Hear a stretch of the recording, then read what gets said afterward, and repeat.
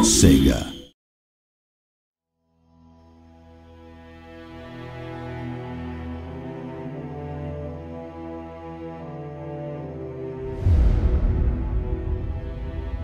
Welcome to the latest Total War Attila feature spotlight video. This time we'll be taking a closer look at migrating Barbarian Hordes. Begin a new campaign as one of the great migrator factions, and you'll assume command of its hordes, which offer a completely new way to play Total War. Their nomadic, tent-based lifestyle means they effectively carry their towns with them and don't need to own brick and mortar settlements in order to build and improve structures, develop their economic and farming potential, and recruit new forces. You'll generally find yourself migrating away from the increasingly infertile and hostile north in search of safer, more productive lands.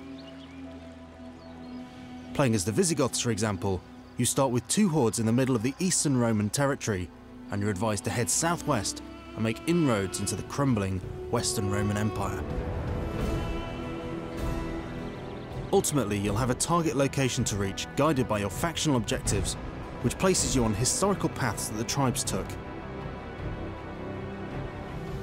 However, you can go about reaching this destination in any way you see fit, and if that means plundering and razing your way across the map, so be it. You now have the army view and building view icons side by side, as a horde effectively represents a combination of both. To build or upgrade buildings, you need to enter the encampment stance, which converts your horde into an immobile camp. You can do this anywhere on the map at any time, provided the horde has 25% of its action points left that turn. While in the encampment stance, your horde gets a number of important bonuses. A big buff to the horde's growth rating makes it easier to expand your population and improve your infrastructure. And the horde also gets a boost to its army integrity. So if your horde is fighting its way around the map for extended periods and you notice its integrity is dropping, it's wise to make camp and give the troops a break. Encampment also provides shelter, making the horde immune to all types of attrition, and boosts its income as the populace turns its attention to commerce and industry. New agents can be recruited while encamped, and new hordes formed with a member of your family or one of your associated nobles as its general. These orders may still be issued to mobile hordes. Building is somewhat different for hordes than it is for standard settlements, as there are 10 building slots available to a horde, considerably more than even a large city can hold. They can all be filled and upgraded with buildings unlocked in the migrator-specific tech trees. Another new feature in Attila is the building browser, located here. This enables you to see all of the buildings available to you and which technologies are required to unlock them. You'll notice that each building chain is color-coded, and the horde-specific buildings available are usually at the bottom of the filters with the word migrating before them. You can always tell which building is horde-specific by the wheel symbol in the top left of the building icon. When the time comes, you may wish to settle down and become a more traditional settlement and city-focused faction.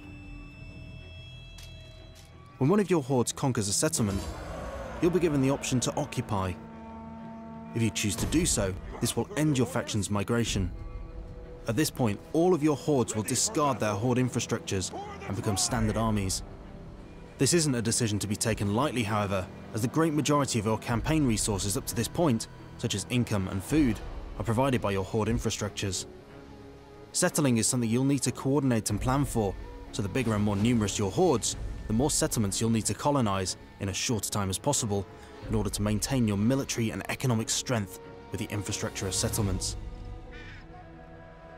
In fact, the only playable horde faction that never has the option to settle is the Huns, just not in their nature.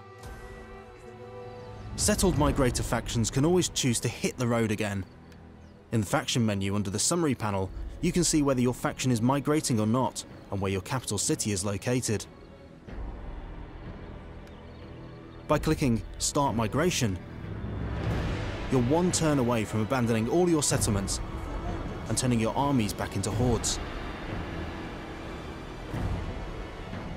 They'll have to build their infrastructures back up from scratch though, so make sure you've got plenty of coin in the coffer. The income you'll generate from abandoning settlements will certainly help you get started again. Raising enemy settlements is profitable and useful, not to mention fun. as it brings you a stack of income and smashes a valuable cog in your enemy's infrastructure. But it also devastates the fertility of the land in that region, which has negative connotations for any Hordes encamped there, as Hordes rely on region fertility for food production, population growth, and troop replenishment. To check the fertility of a region, go to the Overview map and click on the Fertility filter at the top. This is also a useful guide to direct you towards more fertile lands. Roaming the map, raising and looting as you please, is loads of fun and immensely satisfying, but it also brings a host of new challenges. With threats coming at you from every direction and no walls to provide cover, each and every decision you make will be crucial to your survival.